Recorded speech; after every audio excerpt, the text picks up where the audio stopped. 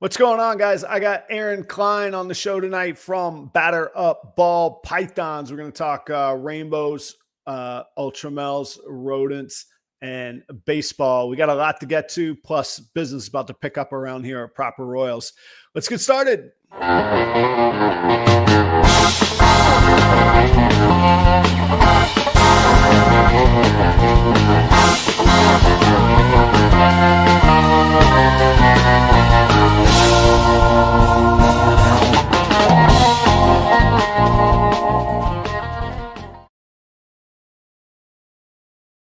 What's going on, everybody? I hope that you're doing well. It's that time of year. It's almost the end of summer. I think some of the kids are starting to go back to school already, or it's in the next, week or so. All the parents can get back to a regular schedule. You don't have the kid just hanging around all the time. I hope you guys are well. Thanks for being here tonight. It is 8 o'clock on the East Coast. It's 7 o'clock here in Minnesota. And in Minnesota, we do you don't go back to school until the day after Labor Day. So we still got a couple weeks of summer, and it's really nice here. So I appreciate you guys being here. We will be ad-free tonight. Of course, that's how Proper Royals comes to you now, thanks to the fine folks at Palm Street. Check this out. If you already are using Palm Street, you'll want to hear this. And if you haven't used Palm Street, this might be a little bit of incentive. In retail, there's kind of this summer slowdown because people are traveling. You can't really buy your luxury stuff if you're out on the road, especially a pet or an animal. Maybe your credit cards have been charged up because you went to Disney World or whatever it might be. But going back to school kind of kickstarts the retail season. And they are doing a promotion called the Cold-Blooded Comeback. Stay tuned this week on Instagram. I will have details for you, but there's incentives for both sellers and buyers. You do have to register for this, and you do have to do a live show within a certain time set of dates. I'll have all the details out this week on Instagram Reels. So check that out. Like I say, if you've been looking for a reason to try it out, they're going to insure you. They're going to give you a little incentive to come give it a shot. And again, if you're already using Palm Street, what a great opportunity. So thanks to Palm Street. I appreciate it as always. I got Aaron Klein on the show tonight. He's out of Illinois, and he's pretty active, certainly in the regional market and shows around Illinois, but also in the social media circles and the ball python circles. Really active guy, and I'm happy to have him on tonight. Busy guy. He's probably gives me a run for money on how busy he stays and the things that he has going on.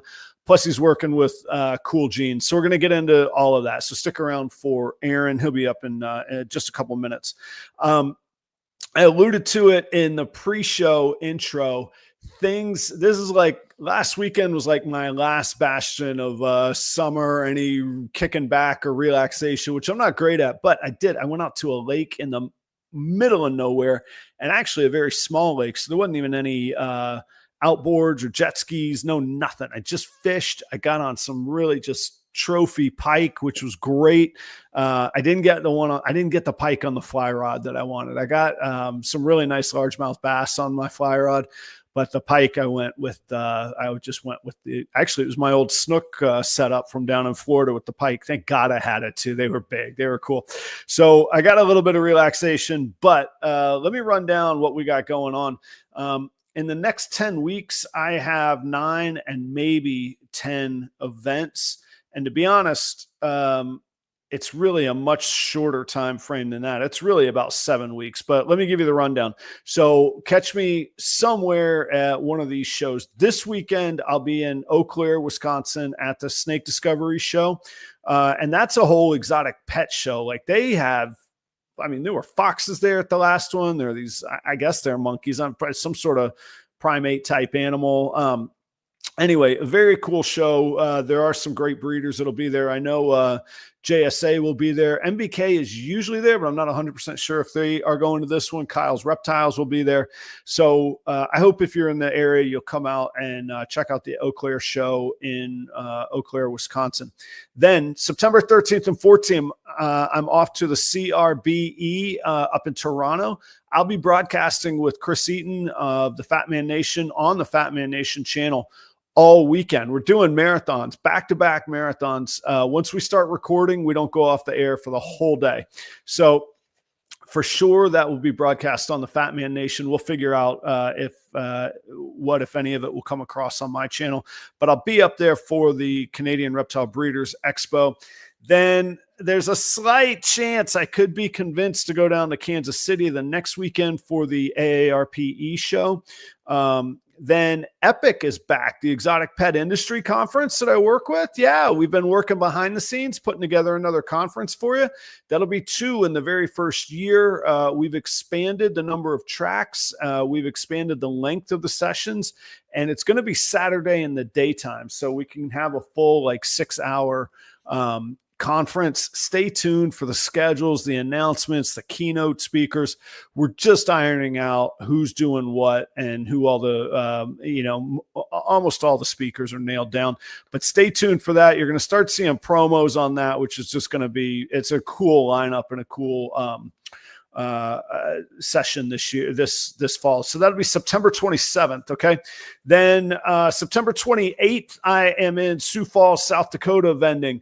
October 5th, I'll be in Minneapolis at the Cold Blooded Expo show. October gets a little weird. Listen to this. October 5th, Minneapolis. October 10th starts Tinley weekend. October 25th, I'll be in Fargo, North Dakota. Then the 26th, the very next day, I'll be vending in Hastings, Minnesota. That's another snake discovery show. And then November 2nd, the following weekend, I will be in Des Moines, Iowa. And if I have any inventory left, then we'll just do a Palm Street auction and get rid of it all. I am going to do a Palm Street auction at the end of this month, either the 29th, the 30th, the 31st, somewhere in there. I'm going to pick one of those dates. So I hope to see you. I got a lot of good inventory. Obviously, Patreon gets first dibs on that. But then just keep an eye on Instagram. Whatever makes it out of the Patreon world will go up on Instagram and properroyals.com. I do put stuff on Morph Market, but not everything. Everything is on properroyals.com, and generally I post it on Instagram. So keep an eye out. I hope to see you out there somewhere. I've been kind of itching for a run of shows. So I got what I've been itching for here. This is a lot going on between now and the end of the year. So I hope to see you somewhere. As I said, we got Aaron Klein from Batter Up Ball Pythons. I might have said Batter Up Balls earlier. Batter Up Ball Pythons. We had chatted quite a lot. Aaron and I chatted, I don't know, in all these little groups where we all hang out together, and a whole lot of people that we've never met in person, And then I started being able to vend Tinley and vending Tinley. And I got to meet Aaron in person. I've met him a couple times. And I got to check. I think he has one of the very limited edition Proper Royals hats. I think he's one of the few owners of those in the world. So anyhow, happy to have him on the show. Please welcome for the very, very first time ever, Aaron Klein to the Proper Royals stage. What's going on, Aaron? How are you, man? Doing good. Good, I man. didn't have that hat. I thought so. I was like, I think you're one of 12 to 14 people, I think is it. So very limited. You want to hold on to that, man. You can, you know what? I'll sign it for you next time. I'm joking. Thanks for the support, man. Well, it was that and a spot nose clown were donated, and I wanted the hat. I actually got the spot nose clown and the hat for $45. So I paid $45 for a hat and got a free spot nose clown. It was a pretty good deal for me. That's a screaming deal. I think the hat alone was $35. So, but hey, I got the, that was at the US ARC auction, right? Yep. Yeah. Yep. So everybody won. You got a deal. I got a tax write-off, and here we are talking about Proper Royals merch. So I'm down with it. That's cool. Yeah. It was we try and buy something every time, even if it's just a shirt or something. Right. But that was something I was like, it's a win either way. So it's pretty cool.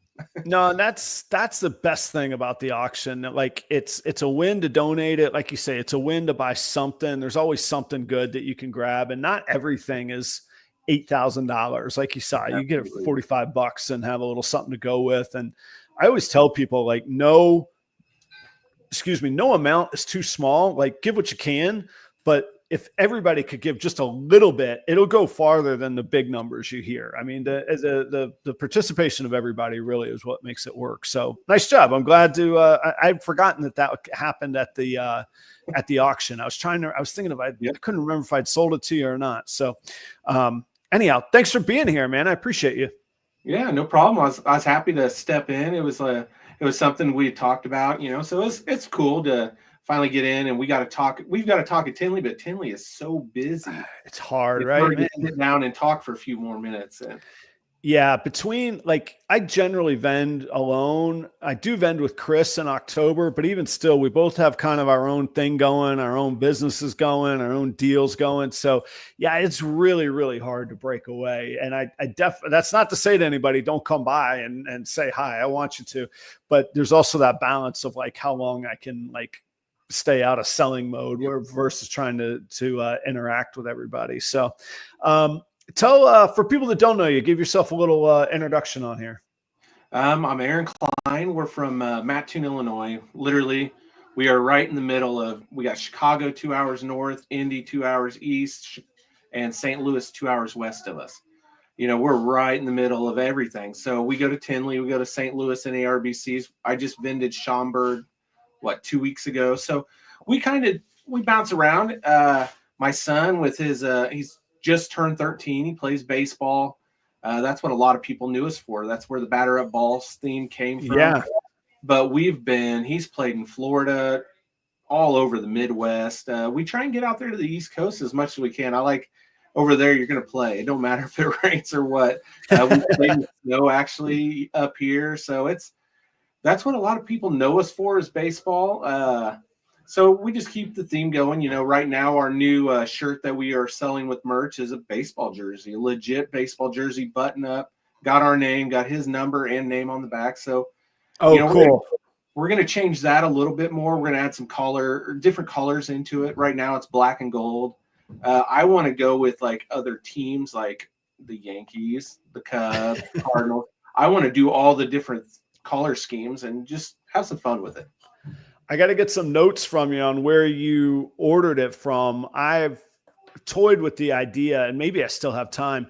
I've toyed with the idea of like in the past of doing like a Tinley specific soccer jersey and having like the proper Royals instead of like the badge or the badge on the front that the soccer teams have proper Royals there. And then I could pre-sell like 10 where people would get like their name and number on the back of it.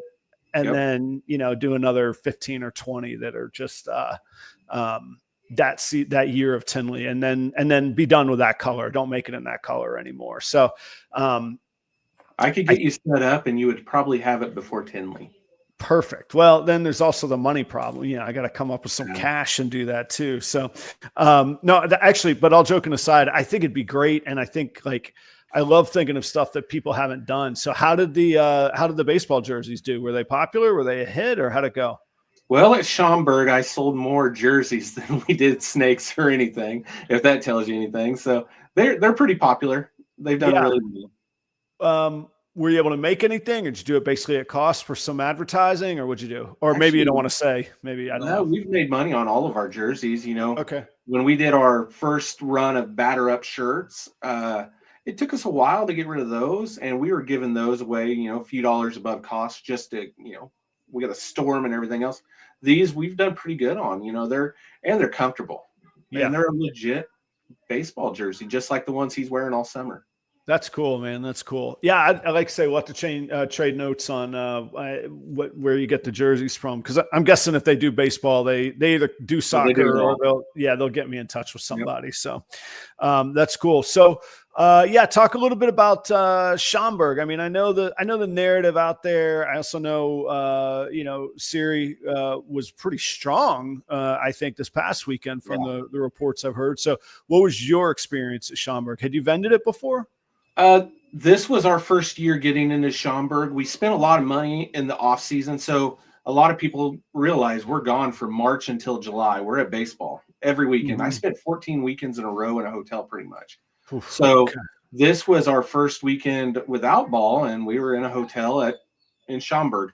Schaumburg was I don't know. Schaumburg is the floor was not the same as Tinley. You had concrete floor. So I'm a person that, I got bad ankles. I broke both ankles. So I'm looking at, is it comfortable to me? No. Yeah. So then I look at Tinley. Tinley's carpet isn't very comfortable. But then you go to St. Louis, and St. Louis is amazing. So that's one of the ones I look at. I looked at that. During setup day was very easy to get in, get set up, find your booth. What was cool is because of where it is, the convention center with the hotel and all that, the restaurant, they were bringing around samples to all of us vendors all night. Oh, smart. Good on them. That's a good idea, right? Something like chicken, tuna, little bite things. I don't know what they are. Some tomato on a stick with lettuce. I don't know. That's a caprese. That's a little caprese. Yeah. There you go. Yeah, I got you. This is my area. Yeah, with the balsamic, you probably got a little mozzarella cheese on that skewer, huh? There you go. So I have no clue what this stuff is. They just keep bringing it by a little and she'd hand it out. We'd eat it. And it was pretty cool. Setup, I'll tell you what, it went by easy. There's few people walking around buying. A lot of vendors were chatting. We were getting to know each other. It just wasn't, when we got there on Saturday morning, there was a line, and I'm like, man, it's going to be a good day. As soon as VIP opened, they took off sprinting. Where did they go? Snake Discovery. Yeah, right. Yeah. It was like, oh man, look at all these Packer fans. I didn't expect this in Chicago. Now we know why. So then, that was fine. They'd come around. Wait, hang on a second. Was that their theme, to get everybody to dress up as Packer fans in Chicago? Yeah.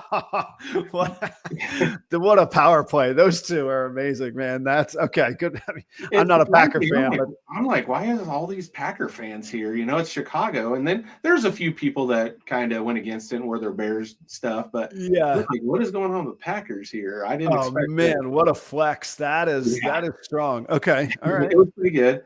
Other than that, there's people, I sold one, it was just a het clown.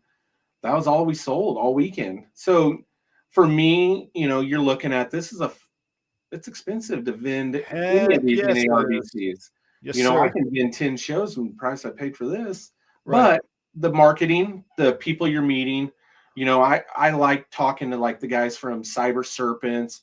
Rice was walking around. Rice is, he vends all of them though, but he comes around and we're all chatting. I would say Billy's great, man. He's just so good. He'll talk with you. He'll interact, man, and make you feel like $1 million, man. He's a great dude. Oh, absolutely. There was a lot of variety there. They had some aquatic people there that were more not about selling fish, but they're selling the chemicals and stuff. So that was something neat to see. It's opening the horizons for us, because there's a lot of money in aquatics. A lot of money in just the hobby itself. So that's a good thing to see. All the vendors pretty much said the same thing. It wasn't a great sales show as much as it was a, marketing, getting our names out there. There was one guy, he sold really well, but he was also really cheap, but he was also trying to, unload some stuff. So we get it. Wrong show to do it at. It was when we all got to pay for these tables. That one hurt. But like this weekend, we're going to go. I'm driving 7 hours. We're going to Joplin, Missouri, for a Show Me show. It's going to be a first ever. It's an amazing convention center. So that'll be this place is amazing. They put the banner for the show on the front, like TV billboard. Oh, cool. Did they? Nice. Yeah, it was pretty neat seeing that.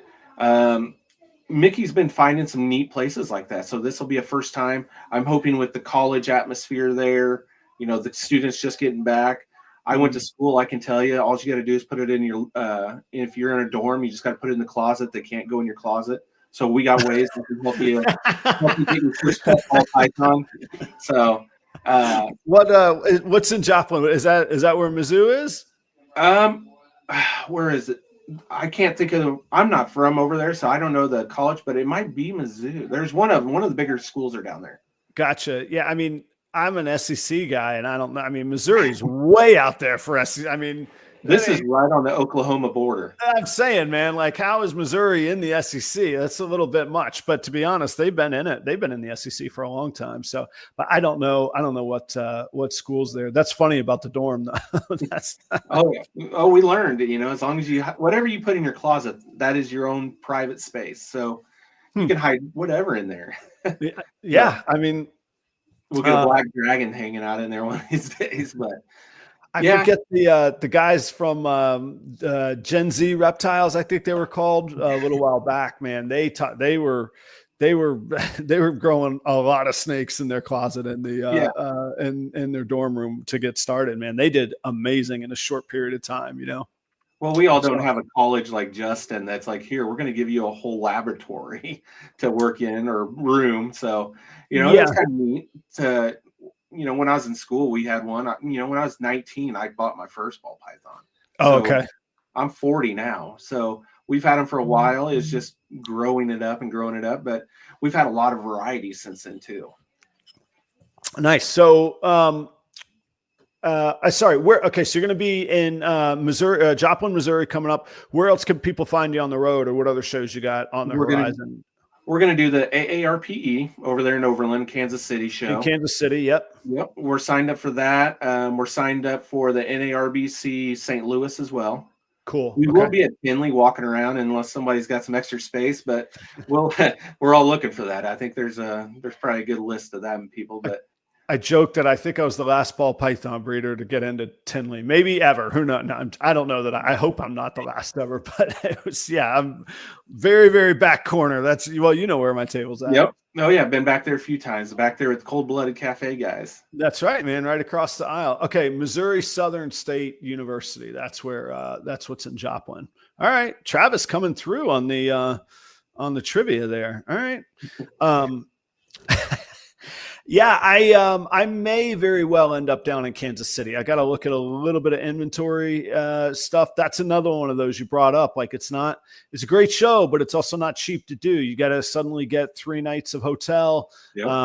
And the tables aren't quite Tinley priced, but they also aren't show me neighborhood show prices either, So the overhead gets up. I think if I were to, I don't want to speak for because Nick and Troy are awesome. They do great things. I'm not trying to undermine anything.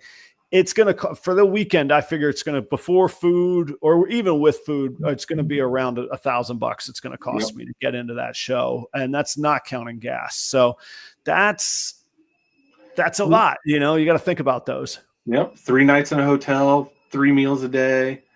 It adds up. Unless DoorDash messes up, then you get a free meal. So it's right. We look at the same things. We can only write off so much, and can you justify? The way I got to look at it is, if the show's going to go until 3 or 4 on Sunday, it's a 7-hour drive for me, 6-7 hour drive, and then I got to work at 6 a.m. So, right. By the time I get home, unload everything, get snakes put away, it's midnight, 2 o'clock in the morning. So yeah. But with the shows with Troy and Nick, the way they put on a show, I can take away a loss of sleep. They do fantastic. I've been to all of the Colorado shows, and they do just a phenomenal job. So I'm not, like I say, I'm not undermining that anybody should consider doing that. It's just, if you're doing, I think I do like 24 or 26 shows this year.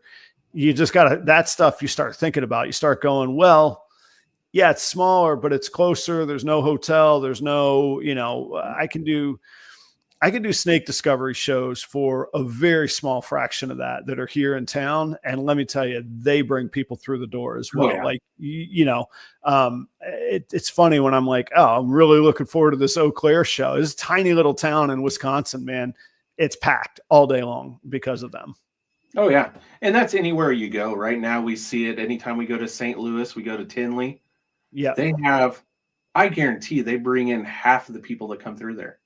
It has to be. It's close to it, if not, because they have so much popularity right now. It's totally worth the, I don't know. It's not my business. I've never asked. Whatever their asking price is to show up, it's completely worth it. If you're a promoter, pay them to show up and promote your show, man. That is a no-brainer. And the last one in Colorado they did really well because the meet and greet emptied into the show floor. Like you had to exit through. It was the exit through the gift shop model, man. You had to go through the show once you met Ed and Emily. So that helped and I wasn't vending. I had no dog in that. What did I say? Dog in the fight? That's a bad expression, but you know what I'm saying? I had no horse in that race, man. Like it was cool to see though. It was hopping, man. It was busy. It's having people like that. I know Bob just talked about it last week. He talked about when he can bring in Ed and Emily to that, and then they did the Pokemon theme. So that was one of those huge things, bringing them in. He said he waited until the third show to do it too. Yeah. Well, and credit to Bob. There's a bit of buzz around the like the bested show and the ribbons and the kind of the show animal mentality of it, which I think is a neat idea. And I think it's going to take a little while to take form and to take shape, but there's a good buzz out there about it, and it got people talking. It got people showing up. It was another piece of intrigue and entertainment at the show. And again, I haven't heard any sales reports, but I have heard attendance reports that were pretty nuts at Siri for sure. I've heard every show they've had sales are amazing there. Yeah. So, but there's nothing else like it in the area besides Repticons, and they're not even competing anymore, I don't think, with that. I'm on the waiting list. If I could have got in that show, I was going to be there. Oh, so, nice. So we're just waiting until he can open it up some more. We're in the Patreon too, so we're always listening what Bob's, if he has suggestions on what we need to do different, we'll do it. So that's one of the things. A lot of vendors put in the marketing, put in the banners, put in the displays. So we've been changing stuff. We got rid of the little white fuzzy stuff in our displays now. We're down. No Alpha Dry. What are you using now? I use the white fuzzy stuff. I like the Alpha Dry. Well, you're probably using the little cubes, the little squares. I am. Yeah. Alpha Dry is like the stuff they got for like hamster cages and stuff. That's the stuff that a lot of us use. It's the stuff you can go to Walmart, the colorful stuff you can put in there. Alpha Dry, I mean, is literally that is the cubes. That's the brand name of the of the cubes. But yeah, that's the lab equipment supply shop. Yeah. Yep. So we are using that little stuff you buy at Walmart that's a little fuzzy. And by the time it's said and done, if one of them urates or anything in there, it's nasty. So what we changed to was we got a local print shop. He cut me out hard paper that sits in there perfectly, and then we put a paper towel underneath it so it keeps it clean, and then we're gonna get it. Hopefully we're gonna print our logos and stuff in there. So right now we got stickers for it, but just anything you can do to make it look more professional is our biggest thing. When we're looking at our, we bought that big banner now. We bought the real nice 2-sided 8-foot one. You know what those cost? That's it's not fun. All expensive. Yeah, I mean, it's like this. Not to magnify like the stress sometimes, but I actually was Ed and Emily. I was talking about, like, it occurred to me like 3-4 years into like being self-employed. I was like, all self-employed means is that you take all your money, you put all of it back into business and hope that you can keep the lights on and keep some food on your table until one day, like, you pop up above the water. And I was going to say, nobody really tells you that. Everybody tells you that. Nobody really hears it until they like embrace it themselves, So I can't complain, but yeah, it's just, there's always something more to put money into to keep the business going, or to differentiate it, or to make an investment to go further up. Or like you said earlier, there's only so much you can write off unless it's something that's like durable goods, like racks that you can depreciate and amortize. Then there's that opportunity. So it's like, well, do I do it now or do I do it next year? There's always that. So yeah. What was the feedback? Did you like your setup? Were you happy with it? Oh yeah, it is so much better. We got the printed tablecloths now too. So, just throwing the logos out there, getting people to remember it. That's the Right. biggest thing. All We got a ton of stickers. My local print shop guy, he hooks me up big time. Uh, sends me tons of stickers. I've got 3-inch stickers, 1-inch stickers. We just throw them on the table. Those Right. kids, any little kid comes up there and they got a little brother or sister, I'm the one who says, "Hey, grab one of those little ones. I'll give you bonus points if you get it stuck on his back and he walks around the show." I've had them, or you get the little like toddlers. They'll stick it to their forehead and it's on their forehead the rest of the day. You So know, it's so I love it when people like the things that annoy most people that somebody can turn into like a positive or an angle. I really love. That's a great example of it because I guarantee you, most of the people in the audience would have been like, "Oh, these kids, they keep stealing my stickers." Where you're like, "Dude, paste them everywhere. I'm going to give you more. Do you just keep them going, man?" Like that's smart though. That's a good, put it on Dad's back bumper. He's gonna love it. yeah. It's that was another thing. Ed and Emily, they were giving away a little book to put stickers in. So these kids were all Oh, coming around trying to fill that book with the yeah, stickers. the passport thing. Yeah, the passport Mhm. model that they do is, and you can. I don't know if they charge for it or you just got to talk to them and ask, but you can angle or strategize or some way. There's some way to get your table in their passport book. So like that's where the kids like you have to go there to get like something cool. And it's probably just like you say a stamp or a sticker to be like, hey, I did it. But it's It was such a good neat. idea. Oh, I had Carson, he filled up my stickers. Like we were just throwing them out on the table. He had to fill it up probably every half an hour to an hour. Yeah. We gave away so many stickers, but it's stickers. We ain't got no money in those. 1,000 stickers for $25 or something. Let's Yeah. You got to keep doing it. And lanyards are not cheap, I'll tell you that. But we gave away, I thought I brought 50 of them. I think I came home with 2. Yeah, I think you have to buy like Yeah, 10,000 from overseas, get them overseas, but it's like say you got to buy 10,000 to even get them imported to make it make sense. but stickers are something, everybody sticks them on their incubator or places. So I'm fine with that. And we'll keep giving away stuff. Business cards, make sure you got nice Oh business yeah. cards that stick out. So we've invested a lot in just advertisement, marketing. We do a local, it's the Small Business Expo here at our mall. They bring in hundreds of different vendors. And last year, they wanted to bring us in. Oh, cool. And a lot of people, like I said, know us for baseball.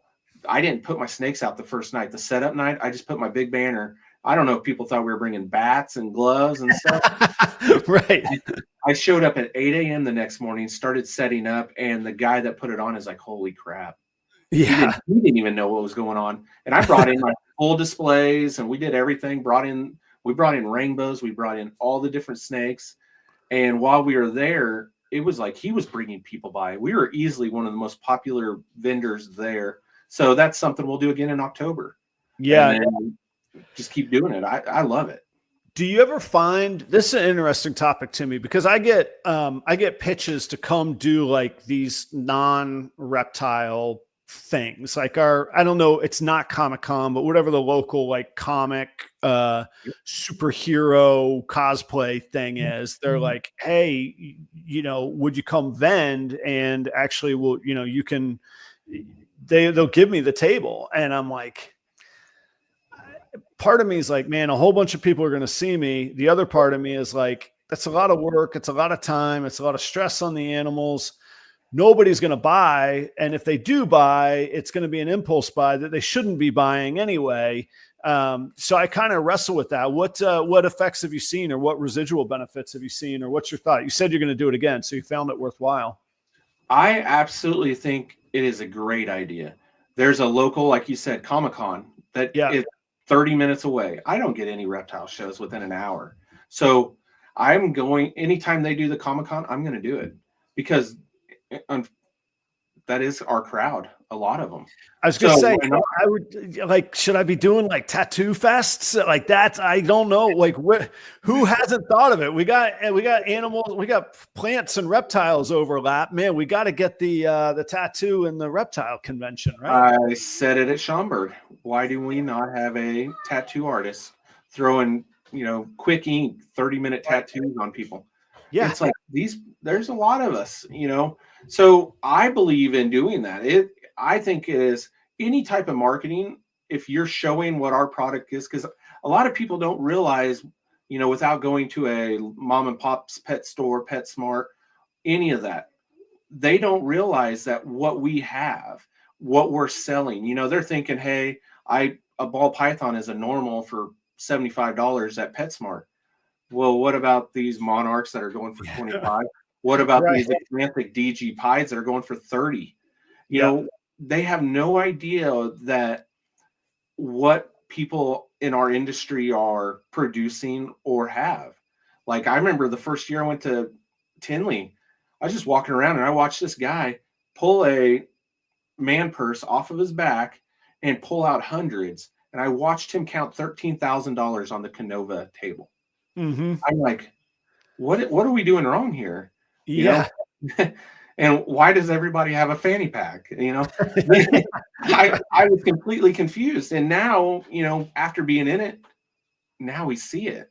Before we got on here, I just sold 2 snakes on Morph Market. Oh, nice. It's been a great, and I wasn't a person that pushed Morph Market for a long time for sales. But now, because I do so many shows, I literally have another probably 10, 15 shows before the end of the year. Yeah. And until baseball season, I'll do a show probably 2 to 3 times a month. Mm-hmm. So, and right now I'm trying to navigate to where I'm doing 2 to 3 day shows, or where you show up on Friday and do the 2-day shows. That's kind of where I want to be, because I don't want to drive 2 different shows in 2 days. That is, like you said, it's a lot of stress on the animals. But it's also a lot of stress on me driving. So, well, I found it's a relative thing. So like in Florida, they're all 2-day shows there on the Repticon circuit, but all the shows were 3, 4, 5 hours away, except for my hometown show, Jacksonville. Whereas here, I bet 70% of my shows are within 3 hours, and they're 1-day shows. So it's actually kind of nice that I can drive out, vend, drive back in. Yep. Even if I don't get the animals unloaded that night, it's still a shorter time that they're in the displays if I get them unloaded the next morning. If I just get them obviously unloaded out of the car, but if I just get them into the reptile room, they're good for the morning. And sometimes I debate, man, those 2-day shows, like if people know it's only 1 day, it's not like they're waiting. It's not like they know they can't wait. Like even coming in for the Sunday clearance.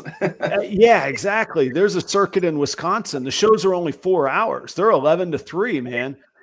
It's nonstop. It's just line at the door, boom, big rush, straight ahead sales for 4 hours. See you later. Headed back home, man. Well, we've got some of those 1-day shows. We'll do one next week. It's a Saturday, but it's within an hour and a half of me. Mm-hmm. But the problem is we also got some of those shows that are 1 day, but they do it every month or every other month.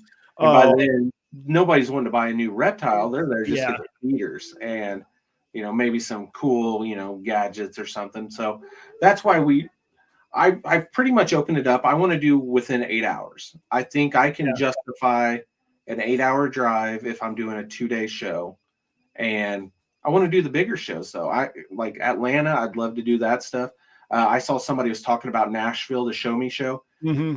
I was signed up for that in the spring. That might have been the AARP show, but I'm not sure which one specifically they were talking about. Yeah, well, Show Me was at the Opry, and we were supposed to do it at the Opry. You'd love that. And they rented out the Opry for a snake show. It's this weekend. Oh my gosh, that would be great. Or no, it's in 2 weeks. They're doing Opry in 2 weeks, I think. But the problem is the first time they scheduled it, they had to cancel the Opry, double booked or did something. So they rescheduled it. Well, that weekend I have somebody off at work that's out for surgery. So now I don't even get to go. Oh man. So that's a 2-day show at the Opry. Huh. It is going to That's be cool. amazing. Mother Church, man, that's legit right there. That's I cool. figured that would be one for you you might look at flying out for that. Well, no, I think that's the same weekend. Maybe you're in Canada. So, Yeah, well, and it's the problem of what makes sense to be going to do, like where. Anyhow, and we've all heard the dollars and the pennies discussions. Yeah, and there's only so many of them. I can say I'm already doing. I think 26 is my number, and what I rattled off 10 or 11 just in the next 10 weeks. So it's like, okay, I can't do them all. And I'm still yet to make it to Pomona out to the West Coast, or I'd love to do the one in Scottsdale, man. Brilliant location for a show that they, Nick and Troy found as well. I would like to do the one KG from Bomb Projects puts on. Oh, it looks great. Yeah. Boutique kind of feel. Yeah, man. Free entry if you sign up early. It is. And the way they did it, it just looked like it was an art show more than a reptile show. Yeah. So yeah. They're doing it right. They're bringing people to the doors to see what we got. Yeah, man. I love it. Well, good luck on the road. There's some of my favorite things. I like you were talking about, being on the road every weekend for baseball, man. It's not really feasible to be on the road every weekend, but I'm pretty close to it for the next little while. And I've been looking forward to it. I backed off this year for some of the reasons we're talking about. Like you go out, you do every show, you see which one makes sense to continue doing and which one to shave off. So I backed off a little bit this year, but, I'm ready to get back to it. It's been a little slower action this summer than I would have liked. And I think I could, even if it's not great, I think getting out there and, like you say, still promoting things, promoting your brand, meeting people, it all leads to stuff. So I think next year I think there's a middle ground I need to get back just a little more into next summer, I think. So we'll see. Make the pitch. We're both in this project. Give me the pitch, no pun intended, on the baseball stuff on Rainbow, man. I know you're excited about it. We geek out at Tinley over it. What is why does anybody care, or should they care about Rainbow? My honest thing is, one of the most popular jeans ever was what? Banana. Yeah. And this is what I've always called. I said, this is the banana that isn't ever going to spoil. It's not going to get all the black spots. And now we're starting to see, as you've seen, you got the rainbow clown. Yeah. People have begged and tried to make that. I'm sitting here. I've got 6 females that are quad head. Well, I guess triple, but they're rainbow, hypo, kryptons. Mm-hmm. So I'm sitting here on those. I've got girls that are making visual rainbows already. I've got rainbow pied stuff brewing. They're already out. It's just they're double heads. So this is that gene. One of the guys, Levance, has always told everybody, find something that nobody else is doing. Right. You got to find something that makes you happy, and it's going to catch everybody's eyes. So rainbow was that thing. How many other people had it? So Nixon, man, he's one of the other guys. He's big in it. Find something that's going to be different than everybody. We got these super hurricanes coming out now. A few weeks ago on KG and Jaffe's show, somebody dropped a Monarch rainbow visual. Double really? Visual. Oh now, my God. Let me ask you on the albino pigment jeans, did they run into any issues breeding that double visual? Did they talk about any clutch mate issues or anything? He didn't say anything, but the one he laid out, so I popped on late, and KG's like, hold on, Aaron, you got to see this. He's like, hey, grab that snake and pull it back out. And he said, which one? He goes, that Monarch rainbow. He pulled that thing out, and it was just like, well, there goes that project. I thought I was ahead of the game. I got a Monarch boy we made this year. I was like, well, guess what's going in there next year? Because I got that rainbow hypo girl that's visual. I was like, there's my project. And then I was like, well, I guess not. it was kind of it was amazing though. I was very happy to see that. But why not do it? Just because somebody else has done the base of it. There's 199 other codoms we could put in. that's where we've done that. That's what we've been working on. You know, we've got Wookiee going in it. We've got leopard, red stripe. I've got everything going in rainbow. So my goal is continue. You know, I've got visual girls, I've got visual boys. So we'll continue working it. It's just getting now my visual boys. You know, they're about 300-400 grams. They're growing.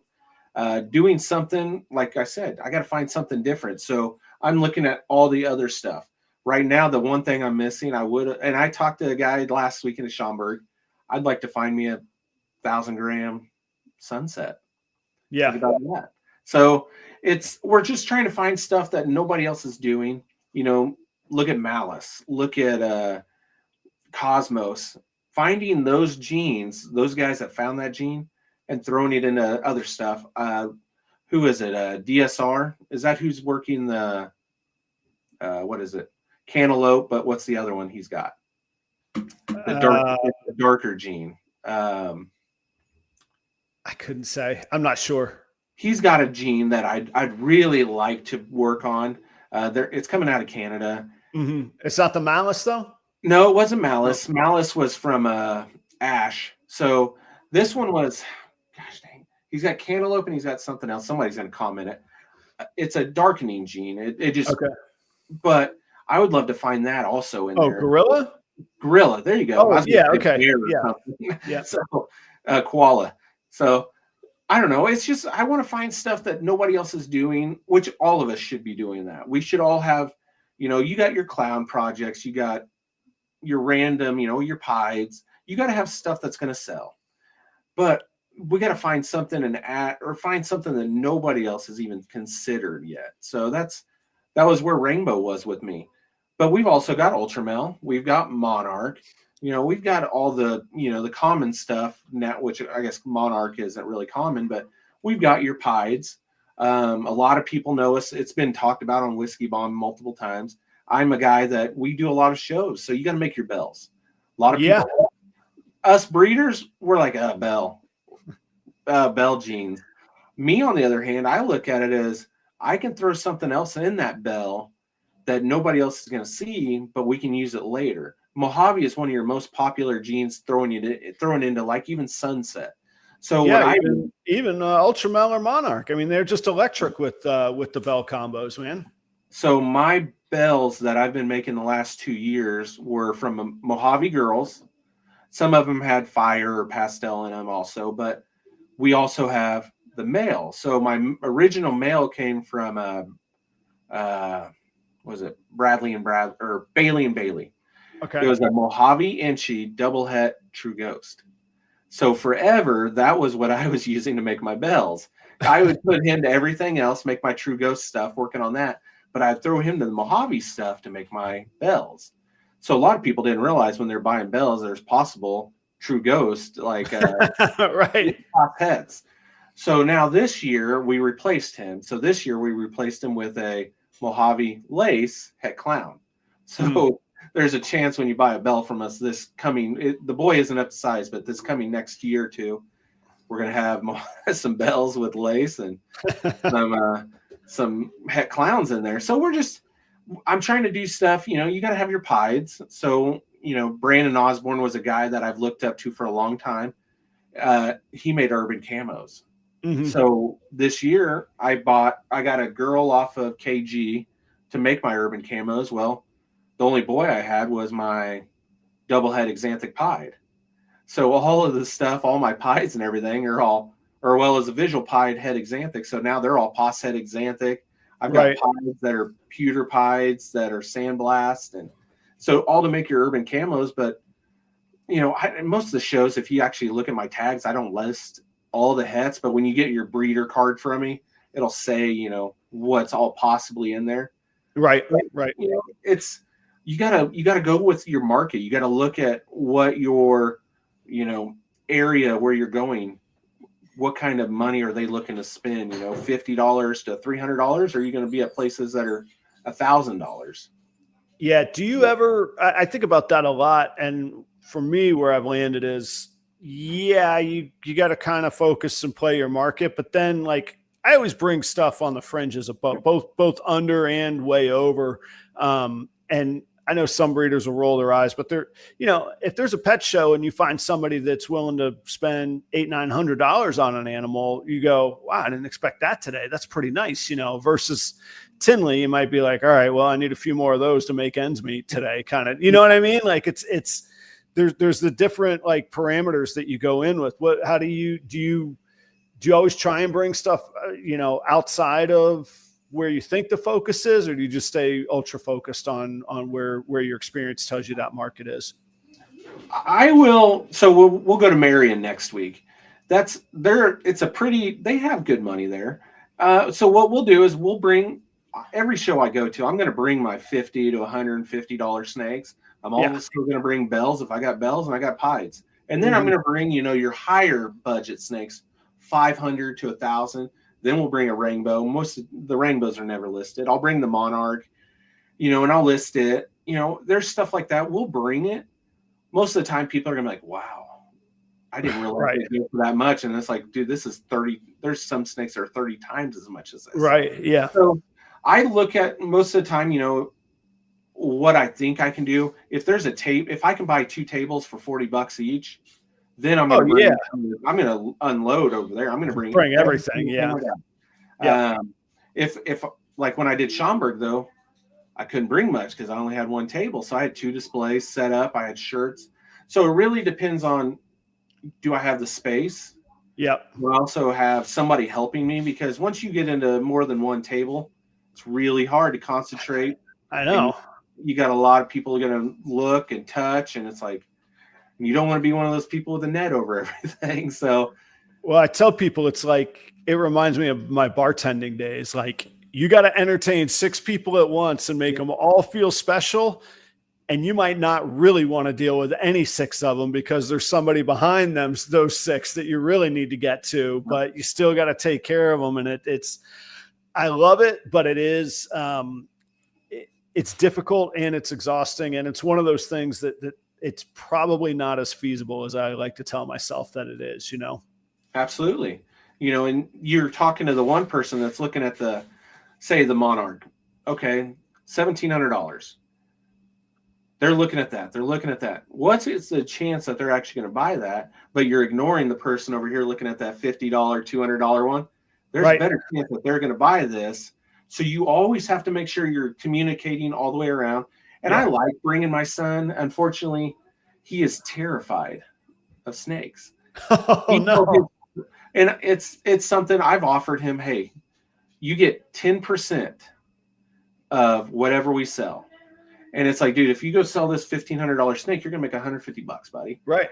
He is absolutely terrified. Well, at Schaumburg, he just hit that 13-year-old age. And like, we pull up to a gas station and he wants one of them Alani drinks, or he wants something. It's like, go buy it yourself, buddy. You got money. That's right. Yeah. Green dot card. Go buy it yourself. So now he's like, hey, I'll hold one. He held his first snake at Schaumburg. And I've been doing this for 20 years, having snakes on and off. So absolutely. Yeah. I'm doing freeways this weekend, by the way. If anybody I think it's something everybody's had different resources. So there was never a world where I was going to have $4 or $8 or $10,000 to invest in any amount of ball pythons, much less a singular one. So Jen brings up saying selling pieds, bells, and basic freeway, highway, and ultramels to fund Sunset and Puzzle. Yeah, it's a valid strategy. That's how you stay in business. I mean, that's how you fund keeping the lights on, or buying the rodent equipment and then starting the rodent business. And then, man, that's the cash flow. I'm with that all day long. I have no problem on that. You will sell $150 snakes before you sell that one $1,500 snake. Big time. Easily. That's common. That's going to any show. We don't have the Bavu name. We don't have the Justin name. We're growing, we're building ourselves up, but we got to be realistic. I can sell more rodents than I am a snake, and I'm going to make more money. Our local pet shop here, they're selling rodents for $10. So yeah, no, that's what got me into rodents. I got here to Minneapolis, and I'm not going to say the shop name, but anybody who knows Minneapolis knows what I'm talking about. It's $10 an ASF, and it doesn't matter what size. You want an ASF? And you're like, well, it's the tiny one. They're like, yeah, well, eventually that'll be a big one. And that's worth $10 to us. And we're like, Our guy will not wow. sell a female. He'll sell every Yeah. male. But, I go in now, it's hard for me to keep up on hoppers. And with me, when you buy a snake off me, my goal is I want it to eat a mouse, I want it to eat a ASF, and I want it to eat a rat. Mm-hmm. I start with a rat pup. First thing I do is drop rat pups in. So, he used to only give me males. Now he knows I don't need any of his. So I'm getting pups because I need to feed. I'm not trying to build my colonies. I've got plenty of colonies. I'm just trying to feed. So, and he gives me a heck of a deal. He's worked with us for a long time, but he'll message me and say, hey, I need some snakes. I'll take him over and I'll give them to him for what he needs. Right. If we don't have those local, brick and mortar shops, we're all in a lot of trouble. Oh, that's the gateway, man. It absolutely, it's absolutely the gateway. It's absolutely the, just like with guitars, man, like I'll never be a guitar center, but we need guitar centers because the kids go in and play guitars and dream about the day they can buy the collector Les Pauls from me or whatever. You know what I mean? Like there's a ton of things that way. You got to have the brick and mortar entry level stuff, man. Got to have it, I think. I try my best not to ever sell anything local. I will not sell a rodent local. If you're local and you buy a snake, some people randomly will find me and hit me up and want to buy. I'll give you your first 3 feedings. That's fine. But I will always push you to go to him to buy a, aquarium if you want an aquarium, any of that stuff. I try my best. He carries Reptichip in stock. So I always push him that way. But my goal is I never want to impede on him getting a sale. If I go to a show, I've been to Marion multiple times, and there's somebody there has 20 axolotls. And I'm like, hey, this guy's got axolotls. I will pay for them, buy them all, bring them back to him, he'll give me the money. Here you go. So we work together. We've had a very good, relationship together with that. I was just say those relationships are important, and it's something I didn't think about for a little while too. So I'm kind of with you, except the opposite way. So I'll wholesale to places that are outside of my market because I want to be retailing rodents. I would rather have somebody buy 3 rodents from me, but they're going to come to the shop and start perusing all my snakes for sale than give a wholesale batch of half price rodents to somebody that I'm not going to be able to get those buyers in the door. So it's got to be a good hour and a half from me before I'll wholesale it. And I do have some wholesale buyers outside that range. Otherwise, man, it's retail, and I stick pretty firmly by it. And I still can't produce enough ASFs to keep the markets happy with the demand that I get. That's so where I'm at. I don't actually use heat or air. Well, I use heat during the winter if it gets real low, but other than that, we use fans. Right now, my garage door is open, and we use that to cool everything. Mm-hmm. It does really well. But that's where my problem is with ASFs. I don't keep it hot enough. They need to stay, 80s or whatever. They like it warm. That's funny. Mine, I don't know what it is. I don't know if I conditioned them to it or what, but even when I bring in new blood, I like mine at like 72 to 74, man. When they're at 85, it's slow. Like this right now, production is really slow, but I guarantee you come October, they'll just be exploding, man. They'll be nuts. Yep. Well, that's kind of, right now we do Norwegians and we do mice. I don't do any ASS. If I need ASS, okay, that's different then, yeah. I'll go to the shop and I'll buy them off of him. He's breeding. It's a crazy amount of ASS. So I can go up there. He'll give me a deal. Yeah. And so that's one of the things is having that right there for me. That helps me a lot. So, and like this weekend, I'm like trying to count how many of these snakes have fed, how many have ate, so I can get to bring the show. So my freeways have ate 5-6 times now, so they'll be coming. Yep. My freeways are Posset Ultramel also. So we've been sneaking stuff in there. Marketing, we were just talking about that. This is one of the biggest things that I think a lot of people miss out on. I sponsor a local rec baseball league. Mm-hmm. One team, It's $250, I think, $275. What a lot of people don't realize is that's 12 little kids and 3 adults wearing batter up jerseys. Right. What are those 3 little kids, or those 13 kids, 15 kids sometimes? What do they do before a game? They go get breakfast and they're wearing that jersey. What are they doing after? They're going to get ice cream and lunch. Yeah. Going to Walmart, they're wearing my jersey. They're going to wear it to school. I pay enough. So what is a normal shirt? $10 if we're buying it. Right. So you're talking, I'm getting $180 worth of shirts and all the publicity from all these little guys.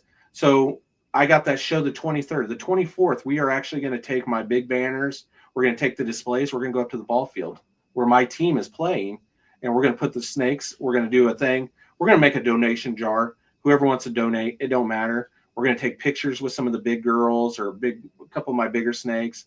We'll bring some of the babies. We'll have them priced. Doubtful anybody would ever buy one. It's just more to show them, but also it's advertisement. But Right. to let all these kids hold the snakes, we're going to watch moms run. We're going to watch dads run.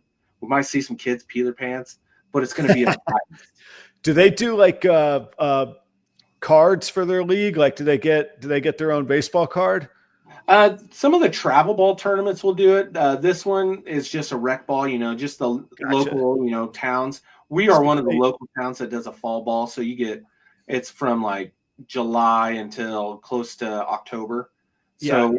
And it's just a few games and it's on Sundays. So it works out good for me. I don't have anything planned that weekend. So I'm going to take them up there. And I was going to say it'd be fun to have the players with with a snake in their card would be a great thing, because they'll always keep that. It'd be different. They'll probably keep all of them, but they'll always keep that one and show it off. I'm trying to think. I'm pretty sure this season we have over 100, probably 100, close to 150 kids playing in this league. Yeah. So you're talking kids from 6-year-olds till probably close to 11-year-olds.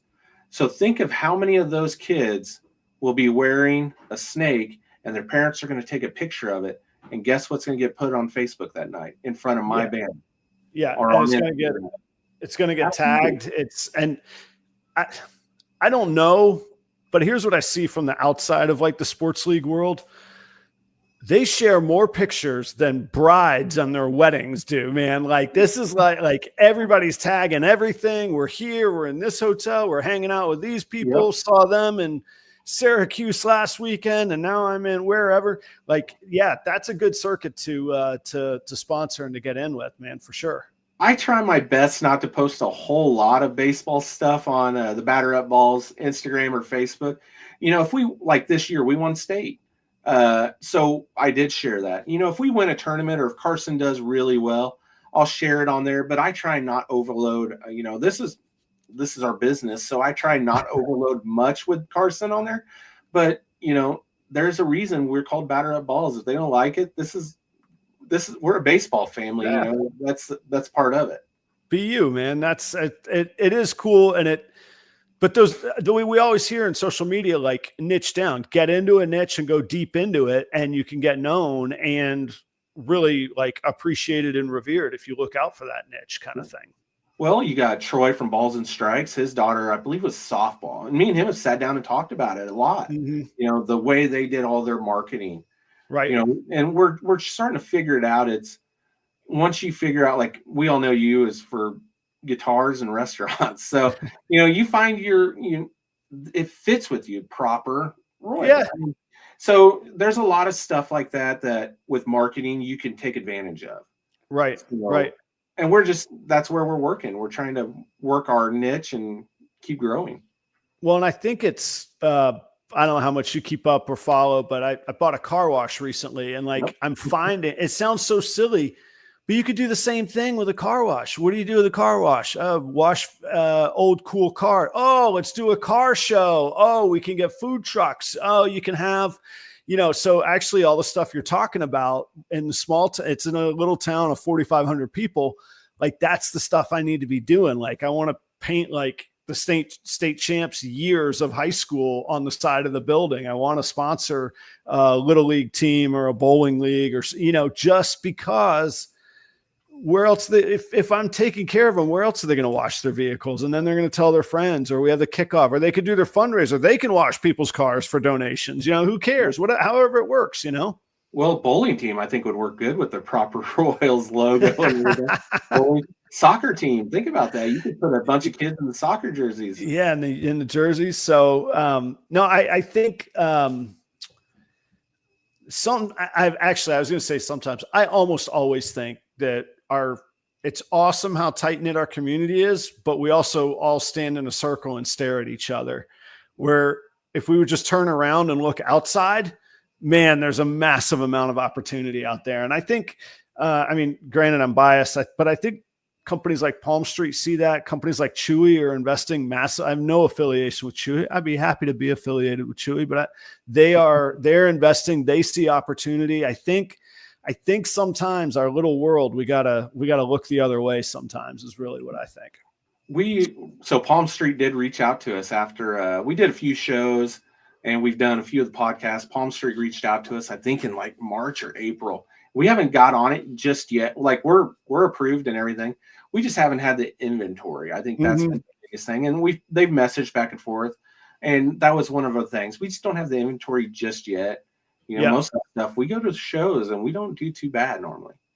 Well, you talked about it earlier, certain shows, you bring certain things. I think that's true with online sales platforms. I don't think Palm Street's the end all be all cure all, but I think that there's a place for it. And like you say, when you have the inventory that fits it, or you have the need for it, or some people are more comfortable, like you're pretty naturally outgoing, interacting with people. Some people really aren't comfortable with that. Some people are far more comfortable. This is really foreign to me still, but talking into a machine right here that I've got to engage with and try and be charismatic to the machine. But some people are far more comfortable with that. So that's a good fit for them versus the logistics of travel and being out there, you know? So it fits. It's a cool opportunity, I think. Aaron, I got to take like 2 minutes. We got to pay some bills, take care of people that take care of us in our industry.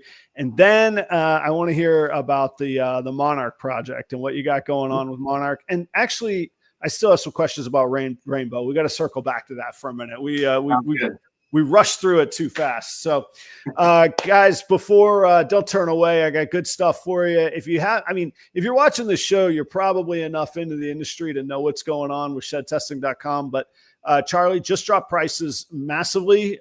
He can do it faster, as accurately or more accurately now with less human error in his processes that he has. And it's quicker, 5-day turnaround. You can, your first shed test on one animal is $35. The second test on that animal is just $10 more. And then every test after that is $5 until you hit $85. And then you can just buy a panel after that. And again, 5-day turnaround. Full panels in 5 days. Think about it, at a lower price, a better price, and a safer process where there's less human interaction and human touching of any of the samples or organizing or reporting the data. It's all automated, which in science is what you want. You don't need humans screwing these things up. So go check it out. Promo code proper10. It changed. Listen, yes, it's less of a discount. It's only 10% now, but he just chopped. Like if you were to buy a 10 test panel prior to now, 10% off is still way more than you were ever going to be able to get off, and a better price and a better value. So go check out shedtesting.com. Great service, best service in the industry from Charlie Williams. Check him out. Also, speaking of service in the industry, check out Redline Shipping. Long time taking care of the industry, taking care of the people that take care of them. It's still hot out there. Watch your temps. If you need insight, they have a number you can call. They have the equipment and supplies that you can buy. They're with you every step of the way, and they've been at it for a very, very long time. The institutional knowledge is priceless, and the team is just phenomenal. So go check out Redline Shipping. If you haven't been in a while, go check it out. Use the promo code proper5, get yourself $5 off, and experience the user interface that they have as well. It's very user friendly. And also you're going to see it integrated on properroyals.com very, very shortly. I just got word on that yesterday. So if you buy an animal from me on there, it'll all be wrapped up right into fully integrated on Redline Shipping, and shipping prices that are quoted for you right there. I don't even have to do flat rate anymore pricing. You just get the actual pricing and off it goes. Reagan Renee, Royal Pythons. That is Charlie Ryan, the current undefeated 15 minutes of lame champion, good friend, somebody that I've really kind of clicked with, if you believe in the birds of a feather kind of thing. Go check out Charlie, professionally trained scientist in his day job. That transfers over to how he treats his animals. Specializing in Kryptons, man, the best recessive combo, best in show at Siri with a Krypton combo from my boy Shane. He gets a little sneak in there, Small Town Exotics. But if you're into the Krypton project, go check out Reagan Renee Royal Pythons. Look at his morph market, as well as DG, G-Stripe, Candy Pieds, and Clown, single, double, and triple recessive ingredients. That's Charlie at Reagan Renee Royal Pythons. Danny and Renee Rocha, Portuguese Pythons. We're about to discuss our third year working together, which I'm just so thankful for. Great people to continue to do work with. I know we're going to talk about Monarch, but I'm an Ultramel guy. And let me tell you, Portuguese Pythons, Ultramel, a little chef's kiss, you know. They're working puzzle in Ultramel, clown in Ultramel, pied in Ultramel. And True Ghost projects as well, along with great dark genes that they're doing in Ultramel, Heterodizanthic, GHI. And they also have Sunset Hypo combos and Ultramel clowns. I said that earlier, Ultra Puzzles and clowns. So go check them out. Wonderful people to do business with. And actually all of my Ultramel Pied project stuff came from them. So happy to be working with them and their animals. Sundog Serpents, that's Sarah and Josh from Orlando, Florida. Speaking of people I've been doing business with, I had the pleasure of vending with Sarah, almost 4 years ago now, down in Orlando. I got to know them very, very well when they were starting out. And now they've just built a banging collection. Definitely specializing in TSK Xanthic and TSK Clown projects. They also are working asphalt and super asphalt projects, which is a little bit rare here in the States. So really nice examples of those combos and genes if you're interested. They also work with animals like blood pythons and Euromastics. So they got really cool stuff going on, and they're great people to work with. I can give you a personal vouch for them. And BNS Reptilia, that's the last. That is Chris Shelley out in Pennsylvania. He is the original advertising partner on Proper Royals. All these years later, we now vend Tinley together. He's my business partner. And you heard Aaron mention the Rainbow Clown. Chris and I actually own that snake together. That's a partnership that he and I have. He's Reptilia because he specializes not only in ball pythons, but blood pythons, locality boas, colubrids of all shapes and sizes. Pituophis, if you know what that means, the pole snakes and the pine snakes. He will have those at Tinley in October at the Proper Royals and BNS Reptilia table. And he'll also have all the right paperwork and permits and all of that. It's all on the up and up. Check out Chris. He is the regional distributor of the Chipper in Pennsylvania. If he can help you with that cocoa, give him a ring. And also, if you're interested in becoming a distributor of the Chipper yourself in your own region, get in touch with him. He can help you on that. Thank you, audience. I couldn't do it without you. All these years I've been at this now. Tuesday nights are a blast. I look forward to them every week, and it's because you guys are here. So thank you so much. Again, coming to you ad-free from the support of all of these companies that are taking care of the industry. You're not getting interrupted by ads for who knows what because you said something out loud in a conversation. Ad-free Proper Royals from all these folks. So take a look and support them where you can. Thanks for hearing me out. We got Aaron Klein from Batter Up Balls. We've been talking all night. If you're just joining us, you should certainly go catch the replay from the beginning, packed with ideas, information, and experience for sure. So, all right, let's talk Rainbow and Monarch. Which are you more? I don't know if you could be more excited. I don't know if you can like pick one. But what are you looking for like this year? What's exciting you this year and this year's pairings? So this year, right now, my Rainbow Hypo Girl has been paired with our Wookiee Red Stripe Leopard Het Clown Boy. So right now, our goal is to get some more of the hets built up. So that'll make my triple het, my clown, rainbow hypos. So with that coming, that's going to add some of the dark genes in. As I say, sorry to interrupt. I thought the key to that was also not only the triple het, but the combos on top. Like, don't just rush to the triple het. You got to have the other stuff along the way, man. We've been working that. That's all of my hets right now either have, they got lesser, they got pin, they've got inchy, We've got a lot of codoms and stuff, incompletes in there. So that one's a really big one to me. We've done really good with that boy. He came from Jersey guys a few years ago. We've also got, I'm trying to look over here. I've got a double het rainbow girl that I bought that I've been putting my quad het male to. Double het rainbow what? Double het rainbow. I want to say she's rainbow hypo again. Gotcha. I bought it. It was one of the Morph Market auctions. Got really lucky on. Got her up to size real quick. So my quad het boy has been in there. So we're just hoping to prove him out because we don't have the shed test yet. But Charlie has a lot of my shed test. We've sent him a lot of visual stuff. So it will be there soon. I am extremely confident in that.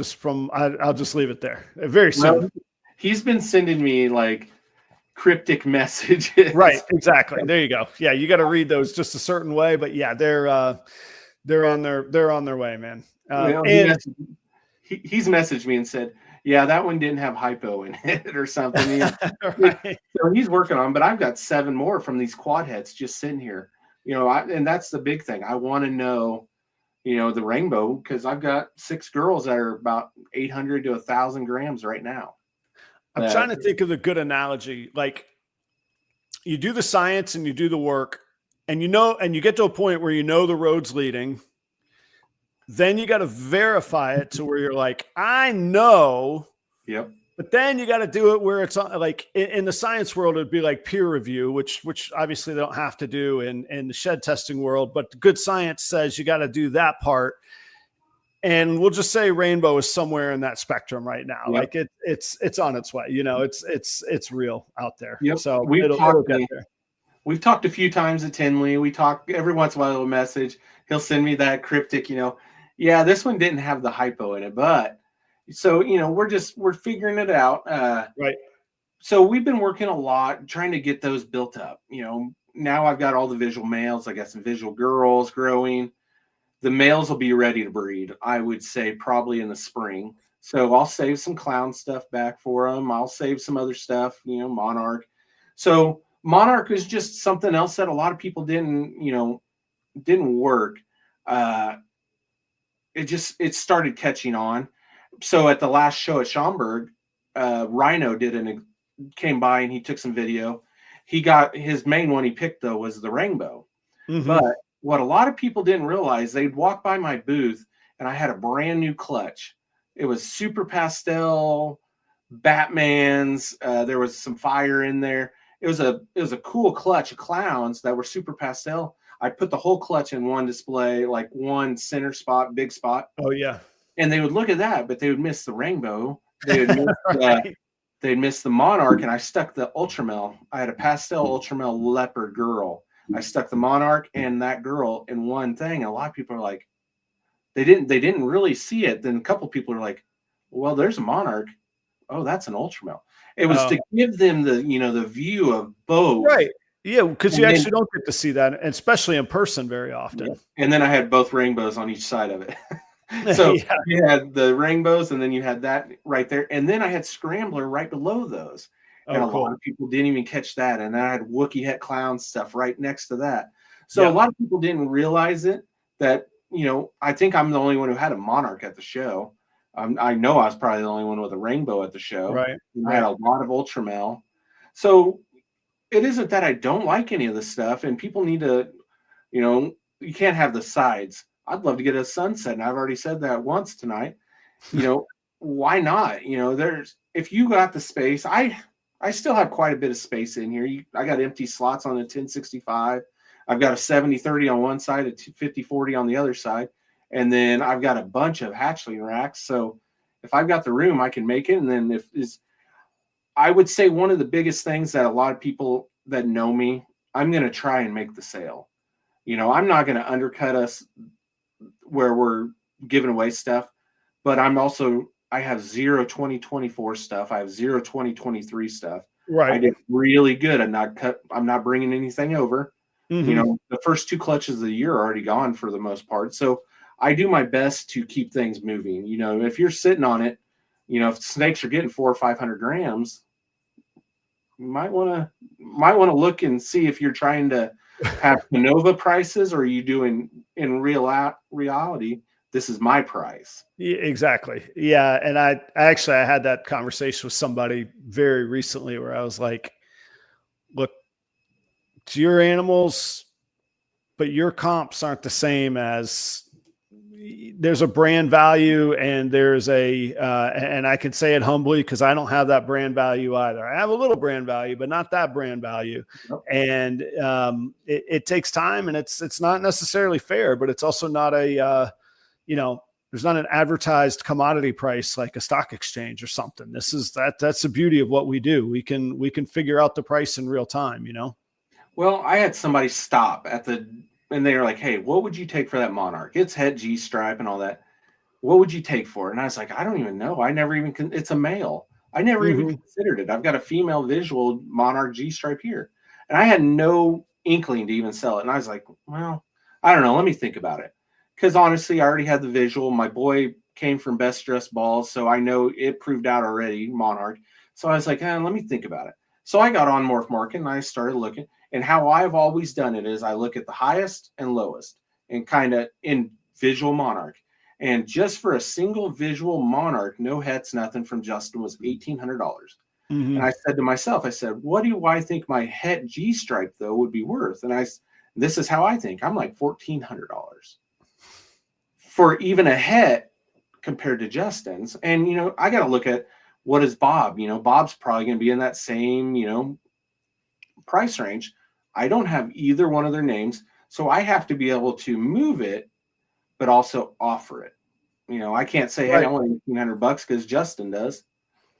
Well, then you're just going to go to Justin and buy it. Right. It's like, so, and I'm like, hey, if you give me $1,400, I'll throw in a shirt. I'll give That's you right. Yeah. on the butt. Thank you. Yeah. And I'll call you every week for a few weeks to make sure you're doing well. So, no, I do tell people something, but like sometimes they get beat up on price where they're like, oh, I could get it right here. They show me their phone and I'm like, well, here's the animal in your hand right here. You're not paying shipping. You're not risking anything. I'm local. I'm here to, you could get your feeders from me. You can get support from me. I'm going to do better on that. And it's still coming in less by the time you figure out shipping and all that. And I'm like, sometimes though, the price undercutting just drives me bonkers. I'm not saying among breeders, that's business, but just when people are like, they're just throwing 30-40% offers at you. It's like, yeah, it's a little hard, man. Well, we've done a show here in Southern Illinois, and when I show up, my displays are right here, ready to go this weekend, priced and ready. Right. We have a guy that's showed up before. He will walk around with his little marker, write down what we all got our stuff priced for, and then go over and undercut us. We know it's going to happen. There's going to be people that undercut us, but it's like, why? Show up. What do you think it's valued at? Right. Honestly, we produce this stuff. We can cut our own price, but if you think your product is better than mine, why do you need to undercut it? Put it the same price and let's see who sells. Yeah, or put it higher if you think that you're worth more. Like have a little, there's a little bit of me that goes, why don't you have a little bit of pride in your brand? Because that passes on. Like people know if they're buying a snake at 40% off, there's no backup. There's no, hey, what was the pairing? There's no follow-up. Hey, this thing's not eating. What do you think that person's going to tell you? Screw off. That's on you. You're not going to get that help. You're buying the customer service. Yeah. So yeah, exactly. The salesmanship is one of the biggest things. Yes, anybody, I can say, hey, I'll sell you something for $50, but that snake should have been 150. We could all do that. But in the long run, we're hurting ourselves.